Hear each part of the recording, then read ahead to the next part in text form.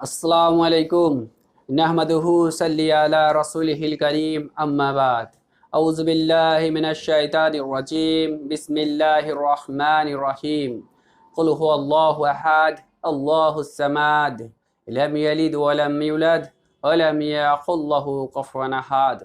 সমস্ত প্রশংসা সেই স্রষ্টার, যিনি আমাদেরকে পৃথিবীর সবচেয়ে উৎকৃষ্ট জীব হিসাবে সৃষ্টি করেছেন।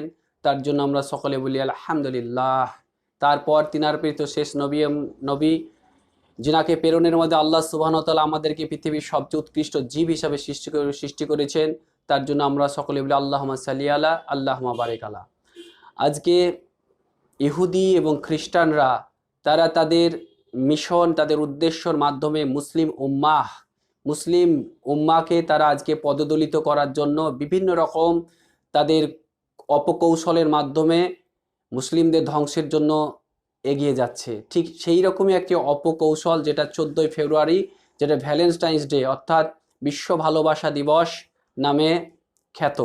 সেই বিশ্ব ভালোবাসা দিবস আর দু একদিন পরে শুরু হবে, সেটার জন্যই বলবো বলে মনস্থির করেছি। যদি আমি দেখা যায় বিশ্ব ভালোবাসা দিবস বিষয়টা আসলে কি, বিশ্ব ভালোবাসা দিবস বিষয়টা যদি আমরা এর সংজ্ঞা নিতে যাই, সংজ্ঞা এরকম দাঁড়ায় যে বছরের একটি নির্দিষ্ট দিন বা রাত্রি যেখানে প্রেমিক প্রেমিকা তাদের প্রেমের সরোবরে হাবুডুবু খায়, যেখানে তারা কোনো নৈতিক বোধ, কোনো রকম পরোয়ানা চোখ রাঙানোকে তারা কিছু মনেই করে না।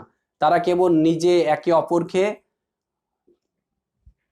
অপূর্ব ভালোবাসার মাধ্যমে নিজেকে কাছে পেতে চায়। এটাকেই বলা হয় বিশ্ব ভালোবাসা দিবস, যেটাকে ইংরেজিতে বলা হয় ভ্যালেন্টাইন্স ডে। শুধু তাই না, এই বিশ্ব ভালোবাসা দিবসকে বাস্তবায়িত করার জন্য তারা আগে থেকে বিভিন্ন রকম হোটেলকে তারা নিজেদের মিশনের অন্তর্ভুক্ত করে নেয়, হোটেলের বিভিন্ন রুম ভাড়া করে নেয়। শুধু তাই না, বিভিন্ন পার্কের যদি দেখি আমরা, ওই পার্কের এমন অবস্থা যেখানে বলে কপতি অর্থাৎ প্রেমিক প্রেমিকা তারা নির্দ্বিধায় বিনা সংকোচে, অর্থাৎ একটি মানুষের মধ্যে যে মনুষ্যত্ব বোধ থাকে তাদের মধ্যে সেই ন্যূনতম মনুষ্যত্ব বোধটাও নেই, তাদের চক্ষু লাজ লজ্জা কিছু নেই।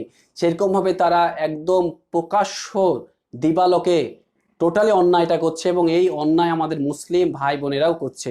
শুধু তাই না, যদি দেখা যায় এই দিন তারা ফুলের দোকানে বিভিন্ন রকম উপঢৌকনের মাধ্যমে, বিশেষ করে ফুলের মাধ্যমে তারা তাদের মনের আকাঙ্ক্ষীয়, মনের সবচেয়ে যাকে সবচেয়ে ভালোবাসে সেই প্রেমিক বা প্রেমিকাকে তারা কি করছে, তারা তাদের ফুল বা বিভিন্ন রকম জিনিসের মাধ্যমে তারা তাদেরকে প্রপোজ করছে। এবং যদি দেখা যায় এই দিন কিন্তু তারা 14ই ফেব্রুয়ারি নির্দিষ্ট দিনের আগে, বেশ কিছু আগে থেকেও তারা এই জিনিসটা ঘটাচ্ছে। যদি দেখা যায়, ইতিহাস দেখা যায় যে 7ই ফেব্রুয়ারি তারা রোজ দিবস পালন করছে, 8ই ফেব্রুয়ারি তারা প্রপোজ দিবস পালন করছে। শুধু বড় আফসোসের কথা, 9ই ফেব্রুয়ারি ওরা চকলেট দিবস পালন করছে।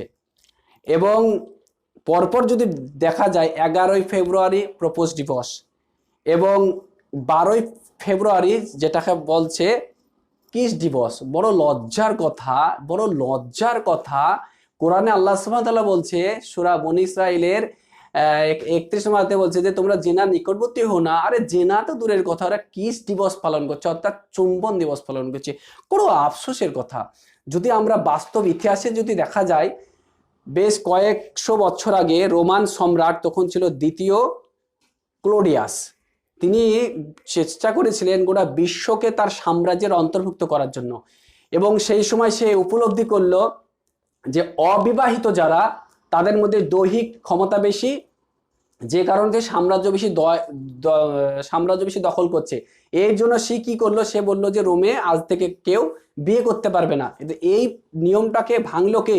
এই নিয়মটাকে ভাঙলো শান্ত ভ্যালেন্টাইন নামে একটা রোমান ক্যাথলিক। তিনি কি করলো, তিনি সেই সময় যারা কপতি অর্থাৎ যুবক যুবতীদেরকে এক প্ল্যাটফর্মে নিয়ে এসে বিয়ে দিলেন। এবং এই যে শান্ত ভ্যালেন্টাইন, পরে তিনি জেলের মধ্যে গেলেন এবং একটা মেয়ের ভালোবাসাতে তিনি পড়লেন, এবং এই পাপ কাজের সহযোগিতা করার জন্য দ্বিতীয় ক্লোডিয়াস উনাকে ফাঁসি দিলেন। সে ফাঁসির ডেটটা ছিল 14ই ফেব্রুয়ারি।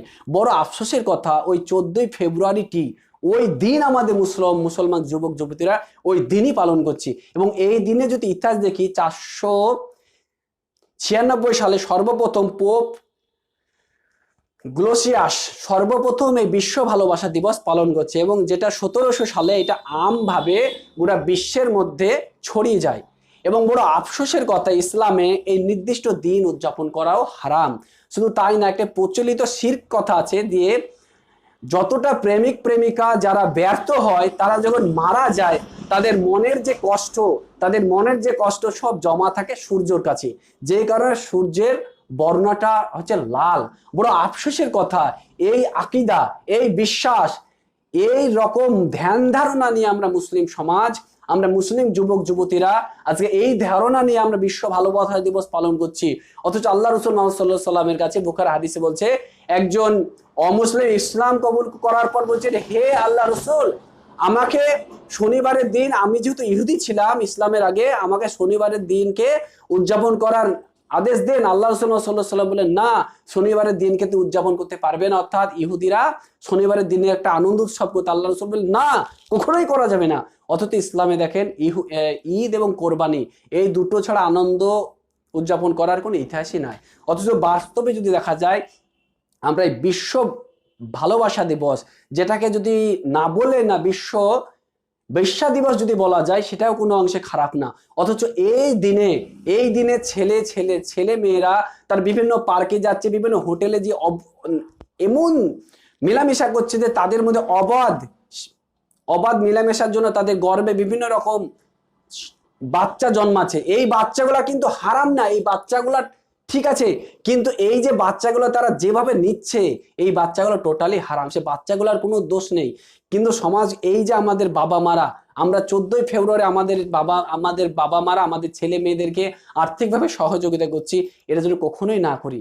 এবং এই রকম ভাবে যদি বলা যায়, আল্লাহ রাসূল মুহাম্মদ সাল্লাল্লাহু আলাইহি সাল্লাম যেটা বলেছে যে আমার ভয় হয় যে আমার উম্মতরা অমুসলিমদের সঙ্গে মিশে যাবে, কিন্তু বাস্তবে যদি দেখি আমরা তো মিশে গেছি, আমরা ওদের প্রত্যেকটা পদাঙ্ককে অনুসরণ করছি। আল্লাহ রাসূল মুহাম্মদ সাল্লাল্লাহু আলাইহি সাল্লাম বলছে, এমন একটা টাইম আসবে যেখানে আমার উম্মতরা অমুসলিমদেরকে বিগত অনুসরণ করবে, এমনকি তারা যদি কোনো গর্তে দিয়ে ঢুকে, আমার উম্মতরাও গর্তে ঢুকে যাবে।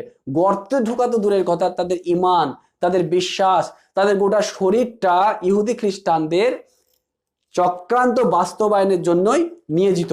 তাই আসুন ভাই, আমরা আমাদের ইসলাম সম্পর্কে জানি, আমরা আমাদের গৌরব ইতিহাস সম্পর্কে জানি, আমরা ইহুদি খ্রিস্টানদের চক্রান্ত সম্পর্কে জানি, আমরা আমাদের কোরআন হাদিস অনুযায়ী চলি, এবং কোরআন হাদিস অনুযায়ী আমরা মানুষকে হকের দাওয়াত দিই, এবং নিজেও ইসলাম অনুযায়ী চলি।